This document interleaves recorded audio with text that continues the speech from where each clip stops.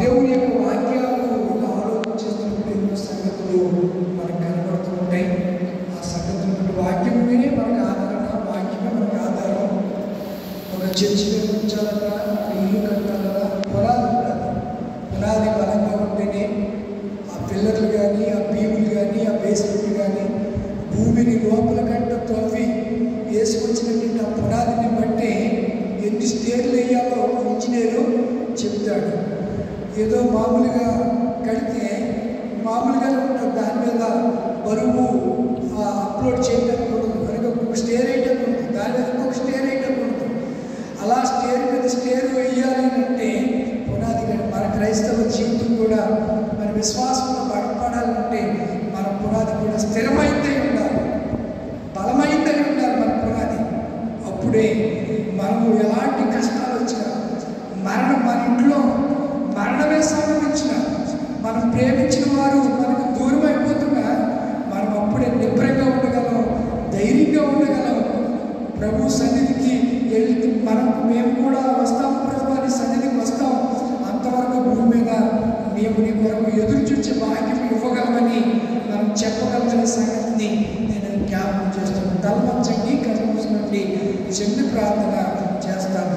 పరమందు ఆశీర్వాద పరిశుద్ధుడు తండ్రి, ఎంతైనా నమ్మదగిన దేవుడు, ఈ రాత్రి మీరు మమ్మల్ని ప్రేమించారు. ఈ రాత్రి మమ్మల్ని మీ సన్నిధానానికి మీరే పిలిచారు ప్రభు. మీ రాత్రి సన్నిధి మీ కుమారుడు మీ అందు నిద్రించి మీ సన్నిధికి చేరినటువంటి ప్రేమ కుమార్ గారిని ప్రభు ఆయన బట్టి నీకు వందనాలు. ఆయన విడిచిపెట్టినటువంటి ఆ కుటుంబము, ఈ చక్కని కుటుంబం ఏర్పాటు చేశారు ప్రభు. మేము కూడా నేను నీ వాక్యాన్ని వినే భాగ్యం వారి ద్వారా మీరు కలుగు చేశారు తండ్రి. ఈ వాక్యము తండ్రి విడుచుల ద్వారా విశ్వాసం కలుగుతుందని చెప్పారు ప్రభు. ఎందుకంటే విశ్వాసము నాయన నాలోను అందరిలో పెంపొందించి చేయండి, వృద్ధి చేయండి ప్రభు. విశ్వాసంలో స్థిరులై కథల ద్వారాగా మేము ఉండే భాగ్యం అనుగ్రహించవలసిన జ్ఞాపకం చేస్తున్నారు. నీ దాసులుగా నీ పక్షాన నిలబడుతున్నారు. కొన్ని మాటలు చిన్న క్లుప్త వర్తమానాన్ని నీ బిడ్డలకు అందించాలని ప్రేరేపించబడుతున్నారు ప్రభు. విలువైన మాటలు, అమూల్యమైన మాటలు, పరలోక మాటలు, పరసంబంధమైన మాటలు, నాయన నీ మాటలను తండ్రి మీరు మాట్లాడుతున్నటువంటి మాటలు మాకు వినిపింపు చేయండి. ఈ దాసుల ద్వారా మీరే మహిమ పొందండి. నిలబడి దాసులు మరుగు చేయమని బిడ్డలందరికీ, కుటుంబాలందరికీ కావలసిన మంచి మాటలు, వర్తమానము, విలువైన మాటలు మీరు అందించి మహిమ పొందమని యేసు పరిశుద్ధంలో వేడుకుంటున్నాను పరమ తండ్రి, ఆమేన్. క్రీస్తునందు ప్రియమైన దైవ జనాంగమా, దేవుని ద్వారా మరొక పర్యాయం అందరికీ శుభాలు తెలియజేస్తున్నాను. ప్రశస్త రాత్రి దేవుడు మనకి ఇచ్చారు. దేవుడి చేతిని మనకు అనుగ్రహించబడింది. ఒక దినము గడవాలంటే 24 గంటలు సృష్టి తన పనిని జరిగిస్తుంది. దేవుడు సూర్యచంద్రులను కలిగజేశాడు, ఒక పని అవి చేస్తున్నాయి. మన మీద కూడా ఆయన గురుతరమైన బాధ్యతలు ఇచ్చాడు. దాన్ని మనము నెరవేర్చలేక చాలాసార్లు తప్పిపోతున్నా దేవుడు ప్రేమిస్తూనే ఉన్నాడు. రాత్రి మరొకసారి కృప అనుగ్రహించాడు. చదవడం లేకుండా 10 మాటలు వివరిస్తాను, రిఫరెన్స్లను. అందులో నిగూఢమైనటువంటి వచ్చిన వెంబడి వచ్చిన ధ్యానం చేద్దాం. అపోస్తలుడైనటువంటి పౌలు కొరింథీ సంఘానికి 2వ ఉత్తరం రాసుకున్నాడు. మొదటి ఉత్తరంలో కూడా మరణాల గురించి మాట్లాడాడు. మొదటి ఉత్తరము 15వ అధ్యాయంలో చూస్తే చూడండి, సహోదరులారా, 50వ వచనం, సహోదరులారా నేను చెప్పినది ఏమనగా రక్త మాంసములు దేవుని రాజ్యమును, ఏ రాజ్యాన్ని ఏం స్వతంత్రించుకోలేవు. రక్తం అంటే ఈ శరీరము దేని స్వతంత్రించుకోలేదు. శరీరంతో ఉన్నప్పుడు దేని స్వతంత్రించుకోలేము. దేవుని రాజ్యాన్ని, రక్త మాంసములు దేవుని రాజ్యమును స్వతంత్రించుకున్న నేరం. ఎందుకనగా క్షయత అంటే క్షయమైపోయేది, అక్షయత అంటే మరొక రూపాన్ని స్వతంత్రించుకున్నదు.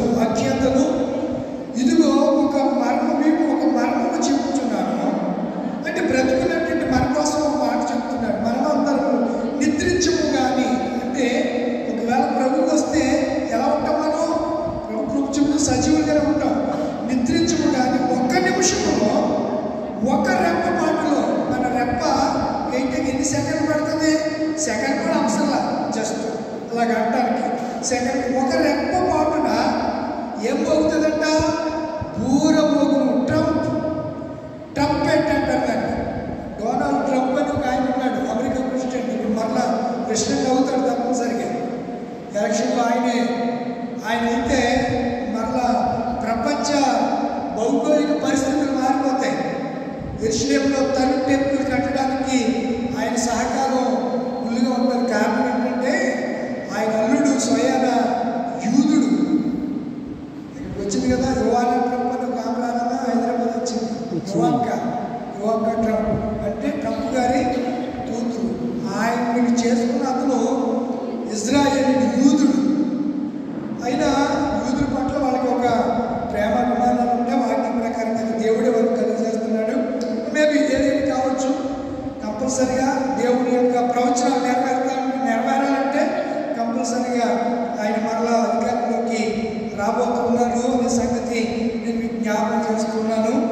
కనుక నిద్రించగానే ఒక రెప్పపాటున కడపూర ట్రంప్ మోగును. అప్పుడు మృతులు అక్షయులుగా, అంటే చనిపోయిన వారు అక్షయులుగా అంటే సజీవులుగా, అక్షయ శరీరం ధరించుకుని లేపబడతారు. మనం ఏం చేస్తాం? మనం మార్పు చెందుతాం. మార్పు అంటే ఇలాగే ఉంటుంది. దేహానికి మహిమ కలుగుతుంది, మార్పు వస్తుంది. మహిమ దేహంతో మనం పరలోకానికి వెళ్తామని మార్పు పొందుతాము. క్షయమైనది అంటే ఈ శరీరం ఎలాంటిది? క్షయమైపోయే శరీరము. అక్షయతను అంటే అక్షయత అంటే క్షయము కానిది. క్షయమైనదంటే లయమైపోయేది. అక్షయతను ధరించుకోవలసి ఉన్నది. మత్స్యమైన ఈ శరీరము అంటే నశించిపోయే మత్స్యమైన ఈ శరీరము అమర్త్యతను ధరించుకోవలసిందనే మాటను జ్ఞాపకం చేస్తుంటాడు. మొదటి పత్రికలో కూడా అతని యొక్క ఉద్దేశాన్ని జ్ఞాపకం చేస్తున్నాడు.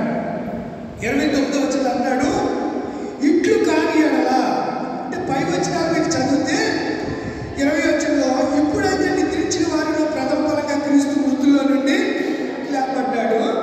ఒక మనుషుల ద్వారా అంటే ఆదాము ద్వారా ఈ లోకంలోకి ఏమొచ్చింది? ఒక మనుషులు మరణం వచ్చాను కనుక ఆ మనుషుల ద్వారానే మృతుల పునరుద్ధానం కూడా కలిగింది. కనుక ఆదామునందు అక్కడ రాశాడు, ఆదామునందు అందరూ ఎలాగ మృతి పొందుతున్నారో అలాగే క్రీస్తునందు అందరూ ఏం చేయబడతారు? మనము బ్రతకాలి అంటే క్రీస్తుని రక్షకునిగా భూమి మీద ఉండగానే మనము అంగీకరించాలి. మనము భూమి మీద ఉన్నప్పుడు వారి మనసు పొందకుండా రక్షకుడైనటువంటి యేసుక్రీస్తును అంగీకరించకుండా చనిపోతే ధనవంతుడు ఉన్నటువంటి పాతాళంలోనికి, నిత్య నాశనంలోనికి, నిత్య నరకాగ్నిలోనికి వెళ్ళడం అనేది తథ్యము అనే సంగతి నేను మీకు జ్ఞాపకము చేస్తున్నాను. అనగా ధనవంతుడు మార్పు లేని కారణం చేత, జీవితాన్ని మార్చుకుని కారణం చేత పాతాళంలోనికి వెళ్ళినట్లుగా పరిశుద్ధ గ్రంథంలో మనం చూస్తున్నాం. పాతాళము అనే హీబ్రూ భాషలో మాటకు హీబ్రూ భాషలో షీమోల్ అనే మాటను వాడారు. గ్రీకు భాషలో హెడెన్స్ అనే మాటను వాడారు. ఈ మాటకు తెలుగు అర్థాలు ఏమిటి అంటే క్రింది లోకము. ఈ మాటలకు అర్థం ఏంటంటే క్రింది లోకము. దానిని ఏమన్నా పాతాళ లోకము. ఆ పాతాళములో లోకం ఏముందంట? బడ అగ్ని ఉంది. దానిని ఏమన్నారంటే నరకం అన్నారు, పీనుకు పెట్టిన గొయ్యి అన్నారు. ఆ పాతాళము అనే మాటలు దానికి వాడబడ్డాయనే సంగతిని నేను మీకు జ్ఞాపకం చేస్తున్నాను. ప్రసంగి గ్రంథము 11:9 వచనములో, ప్రసంగి గ్రంథము 11:9, 10 వచనం చదువుతామా? చదవండి. ప్రసంగి గ్రంథము ఎక్కడుందో దొరకలేదు కదా అమ్మా. 11:9, 10 సంతోషపడము.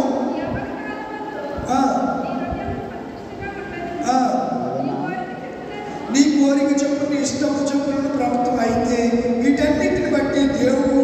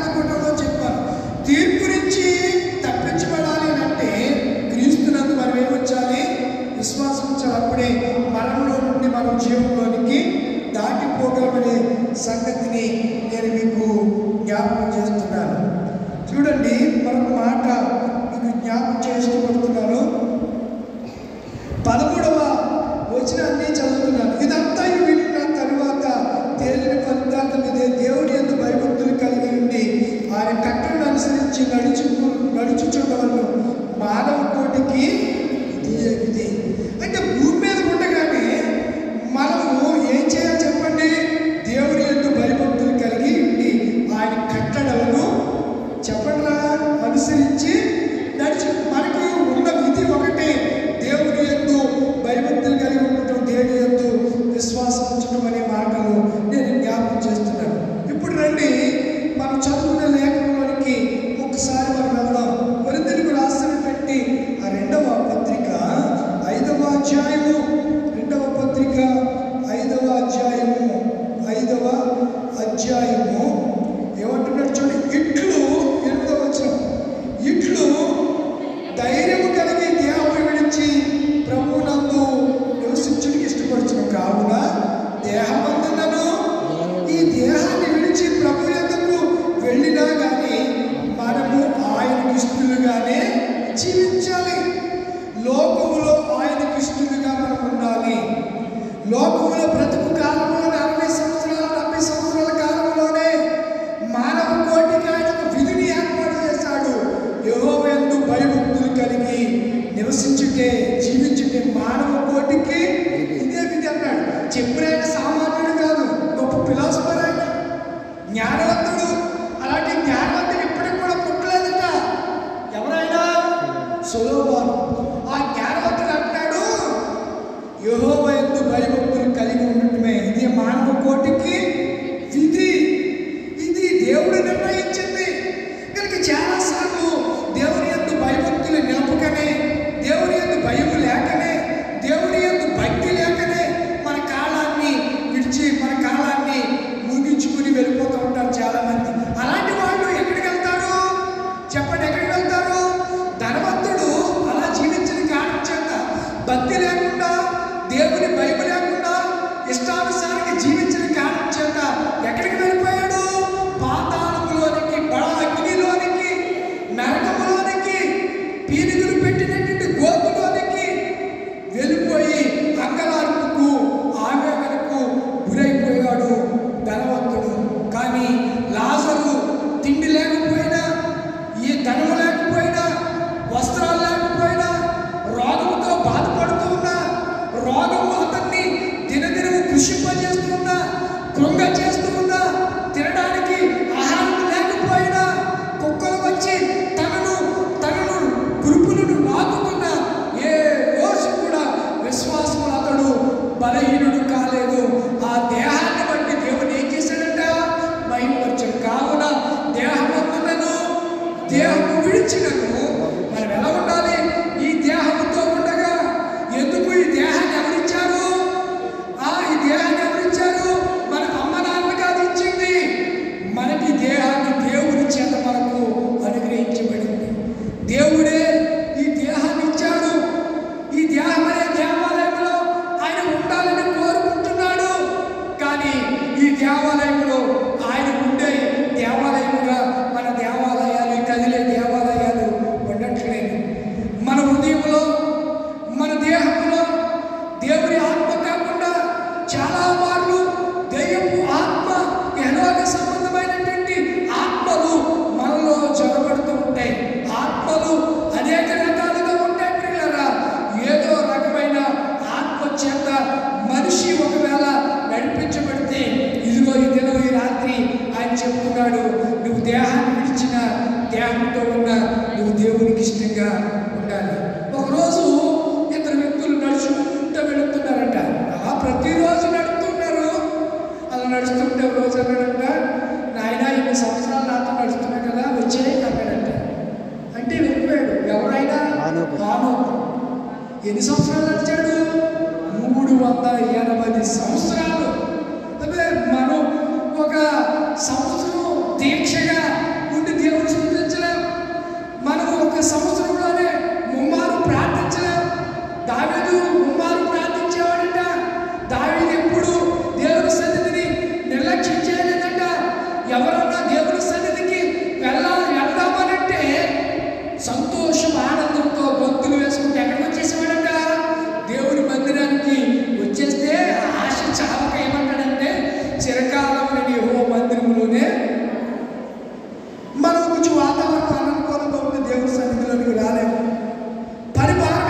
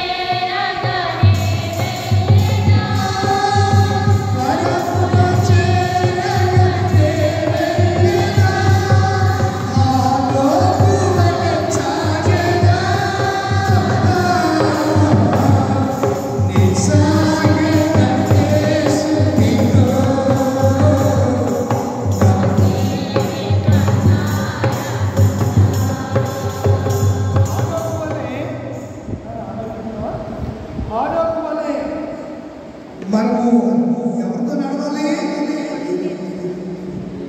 తడబడుతుందా? నడిస్తే మన పిల్లలకి నడిచేటప్పుడు వాడు పడిపోతున్నా మనం ఎలా నడిపిస్తాం చెప్పండి? చెయ్యి పట్టుకుని బుల్లి అడుగులాడు వేస్తామంటే మనం నడిపిస్తామా? నడిపించమా? ఒక తల్లిగా ఒక తండ్రిగా, తండ్రి అయితే ఏం చేస్తాడు? భుజముల మీద ఎత్తుకుంటాడు. తల్లి లాలన చేస్తూ చంకనెత్తుకుని ఏం చేస్తుంది? ప్రేమిస్తూ ఉంటాడు. మనం దేవుడితో నడుస్తున్నప్పుడు ఒకవేళ పడిపోతే, మన పిల్లలు పడిపోతే మనం లేవనెత్తుతున్నామా? అలాగే పరలోకపు తండ్రి మనము ఆయన అడుగుజాడల్లో నడుస్తున్నప్పుడు, ఆయన మార్గంలో నడుస్తున్నప్పుడు ఒకవేళ కూలిపోయినా, తొట్టిల్లిపోయినా, పడిపోతున్నా, పతనమైపోతున్నా దేవుడు మనం ఏం చేస్తాడు చెప్పండి? లేవనెత్తుతాడు. పేతురు మునిగిపోతూ ఉంటే, ప్రభువా నేను మునిగిపోతుంటే, సరే మునిగిపో చెప్పడా అనలేదే, చెయ్యి పట్టుకుని అతనిని లేవనెత్తాడు. అంటే ఎంత కృప కలిగిన వాడండి దేవుడు, ఎంత కనికరం కలిగిన దేవుడండి, ఎంత ప్రేమించే దేవుడండి. మనం ఆలోచన చేయాలి. హానోకట 308 సంవత్సరాలు దేవుడితో నడుస్తూ నడుస్తూ ఎక్కడికి వెళ్ళిపోయాడంట? పరలోకం. పరలోకమే నా సింహాసనము, చేరాలనే నా తాపత్రయం. పరలోకమే నా అంతఃపురం, చేరాలనే నా తాపత్రయం. పరలోకం మన అంతఃపురమై ఉండాలి. ఇక్కడ భక్తుడు అదే అంటాడు, భూమి మీద మన గుడారమైన ఈ నివాసము శిథిలమైపోయినను చేతి పని కాక దేవుని చేత, చేతితో కట్టబడి లేదు, దేవుని చేత అంటే ఆయన మాట చేత కట్టబడిన నిత్యమైన నివాసము మనకి ఎక్కడుంది? పరలోకం ఉంది. అంటే ఇక్కడ మనకి ఏ నివాసం లేదు? నిత్య నివాసం లేదు. ఇక్కడ టెంపరీ హౌస్ ఉంది. మన అద్దెంటిలో కొంతకాలము ఉండడానికి వచ్చిన వారు అసలైన నివాసము ఎక్కడుంది? పరలోకంలో ఉంది. శాశ్వతమైంది పరలోకంలో ఉంది. అదే అంటున్నాడు ఇక్కడ, నిత్యమైన నివాసం పరలోకమందు మనకున్నదని ఎరుగుదు. మీకు తెలుసా పరలోకంలో మనకి ఏమున్నాయి? చెప్పండిరా. ఉన్నాయి అని ఎవరు చెప్పారు? పౌలు గారు చెప్పారు. ఇంకెవరు చెప్పలేదా? యేసు ప్రభువే చెప్పారు స్వయంగా. ఎక్కడ చెప్పాడు ఆయన? పరలోకంలో నివాసాలు ఉన్నాయని. యోహాను సువార్త. చక్కగా పట్టుకోవాలి వాక్యాన్ని పట్టుకోవాలి. ఇది ఈ మాట పౌలు గారు చెప్పారు, సంఘానికి తెలియజేశారు. యేసు ప్రభువు ఆయన శరీరధారిగా ఉన్న దినాల్లో తన శిష్యులతోనే ఈ మాటలు చెప్పాడు. చూడండి, మీ హృదయములను కలవరపడనీయకుడి, దేవుని యందు విశ్వాసం ఉంచుచున్నారు. ఏమున్నాయి? అప్పటికి భూమి మీద ఉన్నాడు కనుక తండ్రి అని పిలుస్తూ సంబోధిస్తూ, ఆ పరమందు పరలోక రాజ్యంలో మీ కొరకు అనేక నివాసాలు ఉన్నాయి. లేని ఎడల, ఈ మాట కోసం నేను చదివించాను. లేని ఎడల అంటే పరలోకంలో ఇప్పుడు ఏమున్నాయి? నివాసాలు ఉన్నాయి. లేకపోతే లేదని చెప్తాడు. అంత సత్యవంతుడు. అందుకే బైబిల్ ఇంత పరిశుద్ధ గ్రంథమైంది. కళ్ళబొల్లి మాటలు, కల్పించిన మాటలు కాదవి. పరలోకంలో దేవుడి నివాసం ఉందంటే ఉంది. ఎలాంటి నివాసం? ఆ పరలోక రాజ్యం ఎలాంటిది అని అంటే చూడండి, ప్రకటన గ్రంథంలో ఉంటాయి ఆ మాటలు. చూడండి, ప్రకటన గ్రంథంలో ఆ మాటలు మనము చూడగలుగుతూ ఉంటాం. ప్రకటన గ్రంథంలో ఆ మాటలు మనకు కనపడతాయి. చూడండి, ప్రకటన గ్రంథం 21వ అధ్యాయం అనుకుంటా. 21వ అధ్యాయము 21వ అధ్యాయంలో కొన్ని విషయాలు చెబుతూ ఎవరు వెళ్ళరో చెప్పుకుంటూ వస్తూ ఆయన చెప్పినటువంటి మాట మనం చూస్తాం. చూడండి, ఎక్కడి నుంచి చూస్తారంటే 15వ వచనం నుంచి చూద్దాం. ఆ పట్టణం అనగా పరలోకమున దాని గుమ్మములు ప్రాకారం కొలిసి నాతో మాట్లాడు వాని యొక్క బంగారు కొలకర్ర ఉండేది. ఏ కొలకర్ర? కర్ర. కొలత కొలిచి కర్ర. ఏ కర్ర అంటది?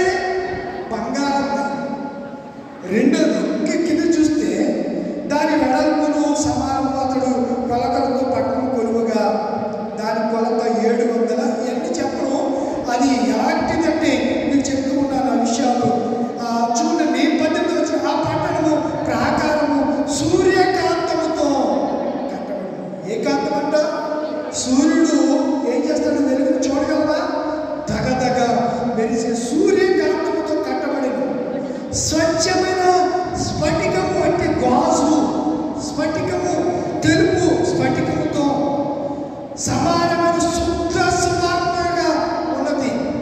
పట్టణము ప్రాకారము పునాదులు అమూల్యమైన నానావిధ రత్నములతో అలంకరణ. మొదటిది పునాది సూర్యకాంతపు రాయి.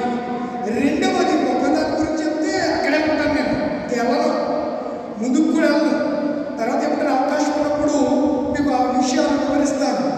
రెండవది నీలము. చాలామంది ఈ నీలరాయి పచ్చలు ఉంగరాల్లో వాడు ఎవడో చెప్తూ ఉంటాడు, శకుని కోసం అదే చెప్తూ ఉంటాడు.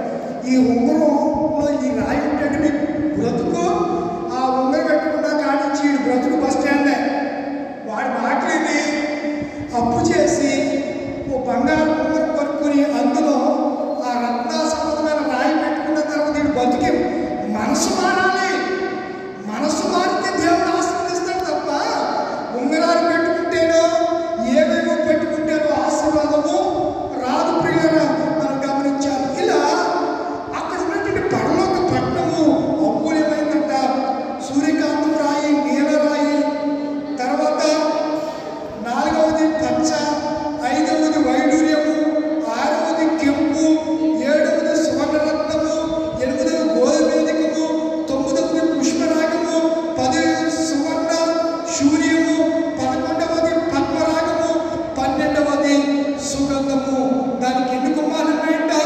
12 గుమ్మాలు, 12 ముత్యాలు, ఒక్కొక్క గుమ్మము ఒక్కొక్క ముత్యముతో కట్టబడింది. పట్టపు రాజవీధి సువర్ణమైన స్వచ్ఛమైన స్ఫటికమును పోలిన దానిలో ఏ దేవాలయములకు కనబడని సర్వాధికారైన దేవుడు ప్రభువుకు గొర్రెపిల్లయే దానికి దేవాలయం. ఆ పరలోక పట్టణానికి మనం వెళ్ళే నిత్య రాజ్యానికి గొర్రెపిల్లయే మనకు దీపం. దేవుడు మనం ప్రత్యక్షంగా చూడాలి అంటే ఈ దేహాన్ని విడిచిపెడితేనే మనం చూడగలం. దాని గురించి చదువుతుంటేనే హృదయం పులకిస్తుంది కదా. అబ్బా, అలాంటి రాజ్యాన్ని మనం చూస్తే కళ్ళు చెదిరి కళ్ళు తిరిగి కింద పడతామంతే, సమస్య లేదు. ఇప్పుడైతే ఇలా ఈ కన్నులతో అది కనబడితే చూడలేక కన్నులు తిరిగి కళ్ళు తిరిగి పడతాం. కానీ ఈ దేహాన్ని విడిచి భక్తితో జీవిస్తే, ఈ దేహాన్ని విడిచినప్పుడు పరలోకం వెళితే మనం కూడా దేంతో నింపబడతాం? మహిమతో ఉంటాం కనుక దాన్ని ప్రత్యక్షంగా చూడగలము ఆ పరలోక పట్టణాన్ని. అంత మాత్రమే కాకుండా యేసునే మనము చూడగలమంటున్నాడు. అందుచేత భూమి మీద ఉండగానే ఈ రాజ్యాల కోసం మనం ఈ దేహంలో ఉండగానే మనం ఏం చేయాలి? దేహం అందునను చెప్పండి, చెప్పండి, దేహం విడిచినను చెప్పరా, దేవునికి ఇష్టంగా మనము జీవించాలి అని అంటున్నాడు. ఇక్కడ చాలా అమూల్యమైన మాటలు, 1, 2 అందులో ఉన్న మాటలకు నేను జ్ఞాపకం చేస్తాను. ఇట్లు ధైర్యం కలిగి, 8వ వచనం, ఇట్లు ధైర్యం కలిగి, కొరింథీయులకు రాసిన 2వ పత్రిక 5వ అధ్యాయము 5, ఇట్లు ధైర్యం కలిగి ఈ దేహాన్ని విడిచిపెట్టి ప్రభువు వద్ద నివసించుటకు ఎవరైనా ఇష్టపడుతున్నామా? పౌలు గారు అంటాడు, బ్రతుకుట క్రీస్తే. చెప్పండి, చెప్పండి, చెప్పరా లాభం. మనం చెప్పగలుగుతున్నామా? ఇంకో మాట ఉన్నాడు, నా పౌరస్థితి ఎక్కడుంది? పరలోకంలో ఉంది. నేను పరలోక పౌరుని. తిమోతి ఉత్తరం రాస్తా అన్నాడు, తిమోతి, నా పరుగు తుటముట్టించి తిని నా విశ్వాసాన్ని కాపాడుకుంటుని, ఇదిగో నా కొరకు నీతి కిరీటము ఉంచబడింది. నీతి గల న్యాయాధిపతి అది నాకు నీవు మాత్రము కాక తన ప్రత్యక్షతను అపేక్షించే వారందరికీ ఆయన అనుగ్రహిస్తాడు. ఇందుకీ ఈ నీతి ఎవరు? యేసయ్యే ఆ నీతి. పిలాతు భార్య అంటాడు ఆ నీతిమంతుని జోలికి. పేతురు కూడా అంటాడు, మీరు నీతిమంతుడైన యేసును సిలువ వేసి మీరు చంపేశారు. అంటే నీతిమంతుడైన యేసును నమ్ముకుంటే మనం కూడా ఎవరు? నీతిమంతులమా పాపులమా? నీతిమంతులమే. క్రీస్తు రక్తము, క్రీస్తు మనల్ని నీతిమంతుడిగా చేశాడు. ఏ భేదం లేదు.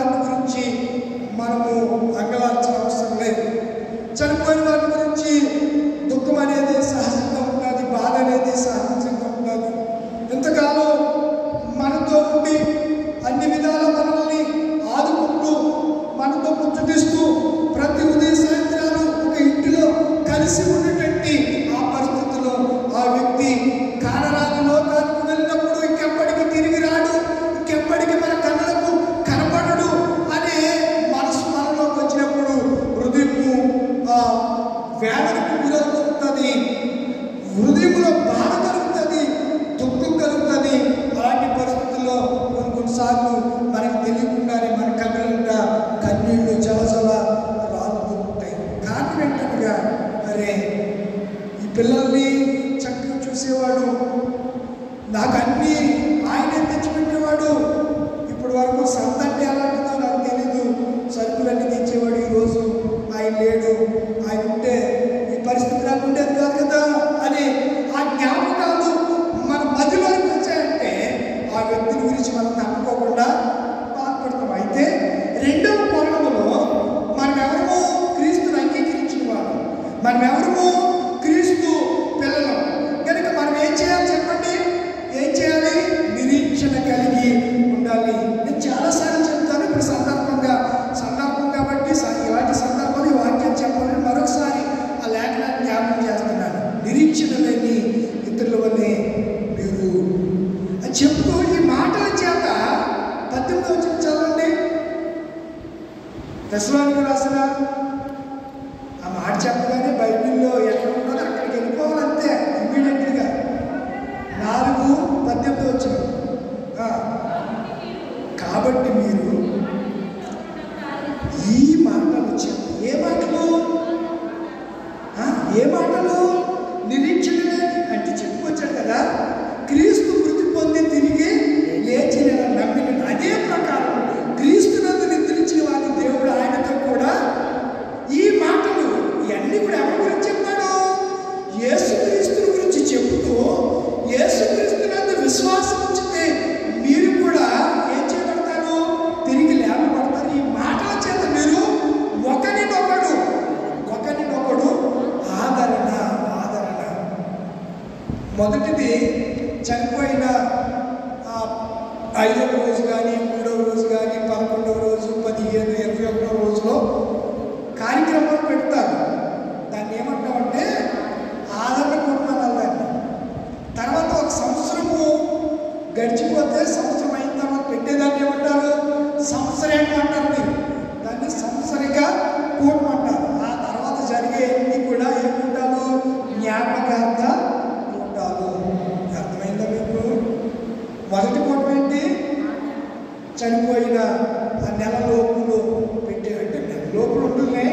ఇప్పుడు అందరూ కూడా ఉద్యోగస్తులైతే చనిపోయిన రోజు కూడా ఆ పొద్దున్న ఆయన చనిపోతే కార్యక్రమం సాయంత్రమే కొంతమంది కార్యక్రమాలు చేసుకుని వాళ్ళ ఉద్యోగ ధర్మాన్ని నెరవేర్చడానికి కొంతమంది 3వ రోజు, కొంతమంది 5వ రోజు, కొంతమంది 7వ రోజు, కొంతమంది 9వ రోజు, ఇలా ఆ రోజును బట్టి వాళ్ళ కార్యక్రమాలు ఆదరణ అలా పెట్టుకునే కూటాలన్నీ కూడా ఏ కుటుంబది? ఆదరణ. ఆ సమయంలో ఆ వ్యక్తి లేడు, ఆ కుటుంబానికి ఏం కావాలి? ఆదరణ కావాలి. ఎవరి ద్వారా ఆదరింపబడుతుంది కుటుంబం?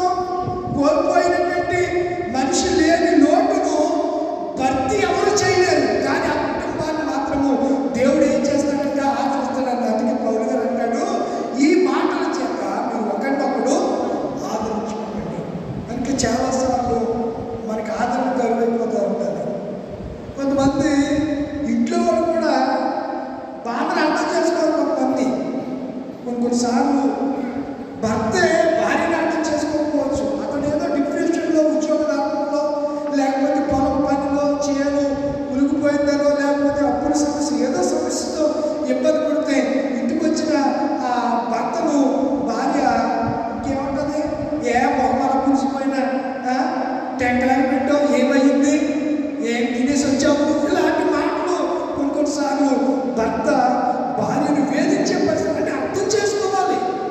అర్థం చేసుకునే పరిస్థితి ఉండాలంటే మనము క్రీస్తు ప్రేమను కలిగి ఉండాలి. క్రీస్తు కలిగిన ఈ మనసును మీరును కలిగి ఉండండి. మనం అందరము ఒక మనసు కలిగి ఉండాలి. అది యేసు మనసు అయి ఉండాలి, క్రీస్తు మనసు కలిగి ఉంటే పరిస్థితులన్నీ మనకి అవగాహన అయిపోతాయి. అంతే తప్ప ఎవరి మీద ఊరకనే ఈర్ష్యపడం, ఎవరి మీద ఊరకనే అసూయించడం,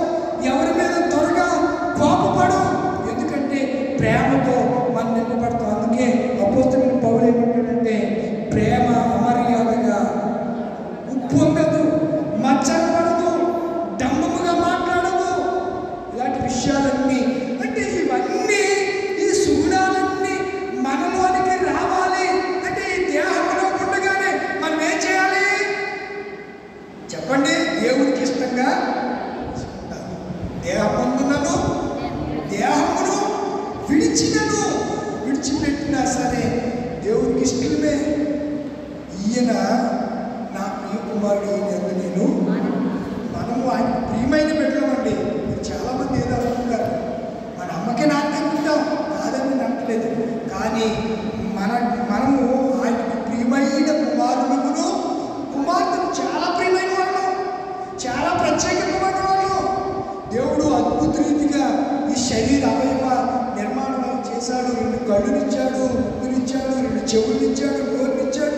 శరీరంలో ఏమి ఉండాలని దేవుడు ఆశించాడు, అన్ని అవయవాలు. అందుకే అపోస్తలుడైన పౌలు ఇందాక మనం పాడుకున్నాం కూడా, సజీవయాగముగా నీ శరీరము ఇచ్చియా, సజీవయాగము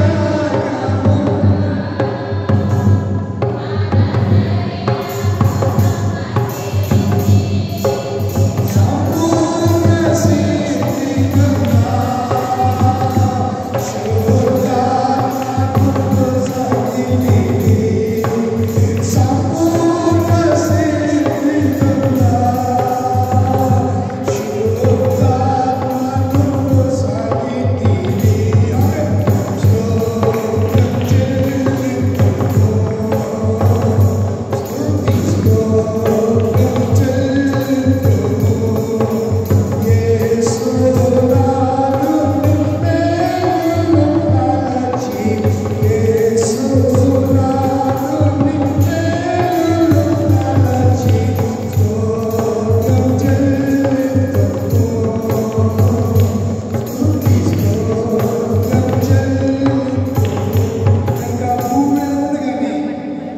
మన శరీరం సజీవ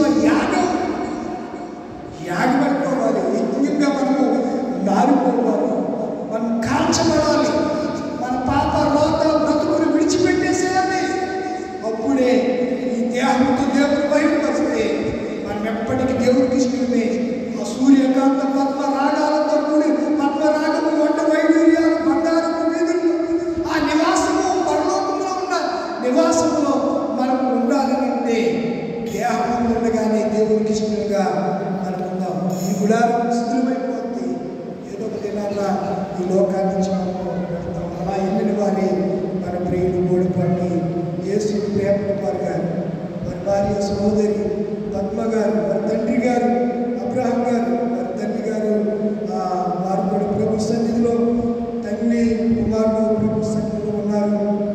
అలాగే ఆయన ప్రేమించి దేవుడిచ్చినటువంటి వారి సహోదరి, వారి అక్క బేబీ గారు, మధ్య బేబీ గారు, వారి బాబు గారు చక్రవర్తి గారు, వీరు ఈ రాత్రి కూటాన్ని ఏర్పాటు చేశారు. జ్ఞాపకాన్ని కూటంలో ఎన్నో సంగతులు మనం విన్నాం.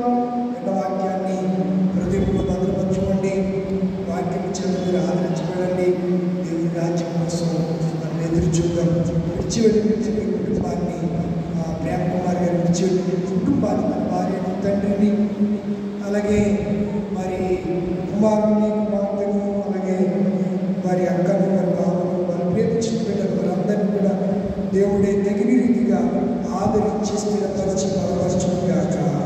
ఆమేన్. ప్రార్థన చేసుకుందామా? తమవంచండి, కళ్ళు మూసుకోండి. దేవుడు ఈ వాక్యాన్ని చేయగాక. ప్రార్థన చేసుకుంటాం. సర్వోన్నతుడ, సర్వశక్తిమంతుడా, అత్యంత కృతజ్ఞుడైన దేవానికి వందనాలు స్తుతులు. వాతావరణం కోరుకోండి. 2 రోజుల నుంచి తీవ్రమైనటువంటి వర్షం కురుస్తూనే ఉంది. పచ్చని వర్షాలు కురుస్తున్నాయి. కొన్ని చోట్ల ఆయన ఊళ్ళు మునిగిపోయి కాలు కట్టలు దిగిపోతుంది. ఆ వర్షం నీరు ఓళ్ళ మీదకి పడుతుంది. ఎంతో మంది నిరాశగా కట్టుబడులతో విడిపోయారు. చాలా చోట్ల పంటలు పాడైపోయాయి. పంటలు మునిగిపోయి, నీటి మునిగిపోయాయి. విస్తారమైన పంట అంతా నేల నీటి పాడైపోయింది. అలాంటి పరిస్థితులు కరువు అనేది వస్తుంది. మీ పిల్లలమైన మమ్మల్ని కరువు కాలంలో కూడా ఐగుప్తు దేశంలో ఇశ్రాయేలును పోషిస్తాడు. ఆ విశ్వాసం ఈ పరిస్థితులన్నీ మాకు